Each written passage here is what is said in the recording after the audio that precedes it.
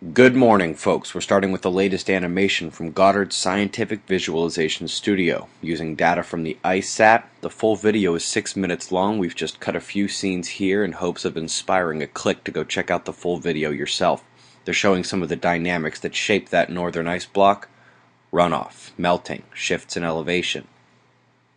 The GPM is up, running, processing, and returning our first data. This is the upgrade from the Tropics mission. Not just in global coverage, but in its imaging capabilities as well. We're looking at the first product, analysis of a tropical storm in the Pacific. Can't wait for the public site's full functionality. Quickly wanting to share a shot from an astro observer. Chris has been helping us with a few items and sent in this beauty here. His posts and others can be found at Astronomy Forum. Great to see you guys getting involved. 24 now dead in the Washington mudslide, with 100 still missing, and a report from the USGS linked for you below the video. Something potentially important: there will be a news announcement today out of Brazil. They will do an English summary, but if anyone who speaks Portuguese is willing to give me a more thorough review of the announcement, I'll give you a free website membership for a year. More than one person can win it. In last night's news, I offered my confusion at the lack of rumbling on the Western Pacific. Oh, there you are, 6.3 overnight while I slept. It's almost the end of March, but the previous month's climate reports do take a while to come out, and we've been busy. The story here is that we were below average temperatures last month, some parts of the country more than others, with some heat actually out west and a solid mix of above and below average rainfall. Coming to the weather, where Gillian remains in the Indian Ocean, but the top watch in this location today is the Eastern Australian downpours. Ongoing. How cold is it in Western Europe? Don't answer. I know how cold it is. I can see that wickedly powerful high pressure cell that is confined enough to pull clockwise and bring Arctic air almost down to Africa. Bit of a crapshoot here. Nobody's completely out of the woods, but some heavy snow in the normal areas may cause a snarl or two and will be the top watch.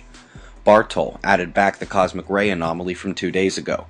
With no major solar flaring, gamma bursts, or solar wind jolts on the telemetry during that time, I'm inclined to ignore the official shock notice and call this an indication of our weakening heliosphere. This will get more and more common. Point of conspiracy mitigation. You see the arm holding the opaque central disk extending from the 7 o'clock position.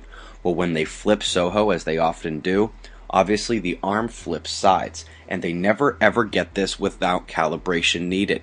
Always that same shadow right there. Please don't be fooled by this like I was in 2011. I felt pretty silly calling it a mystery planet. Anywho, solar wind telemetry reveals an interplanetary shock that we expected to be minor this morning.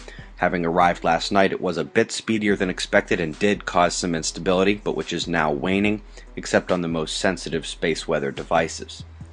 Solar flaring? About what's needed to have such a weak heliosphere. No flaring, despite some solid-looking sunspots. And solid though they look on the intensity gram, we could do with a bit more magnetic complexity. The previous deltas are all either decayed or turned, and I spot only one potential candidate for that today at the north incoming. Earth's magnetic connection to the sun, however, is at the departed delta, so you gotta watch for limb eruptions there. Southern negative coronal hole is exiting. Equatorial positive opening incoming. It is indeed of only moderate power. If we took photos together at the conference, I posted them to the website, suspiciousobservers.org/conference-photos. Those who asked about sending them, you can download them right there off the page if you like, and I hope you do. If I can take a quick moment to mention that if you are new to the website, you will see an extra button in the middle of the menu. It disappears after you become a member, and if you are interested in a short evening space weather update, weekly audio podcasts, monthly special features, and a private forum, I humbly welcome you to join our website. It's just $3 a month or $20 for the full year if you can swing the load up front. Thin dark plasma filaments snaking around in eruption position. Eyes open. No fear. It's 6:40 a.m. Eastern Time, and that's the news. Be safe, everyone.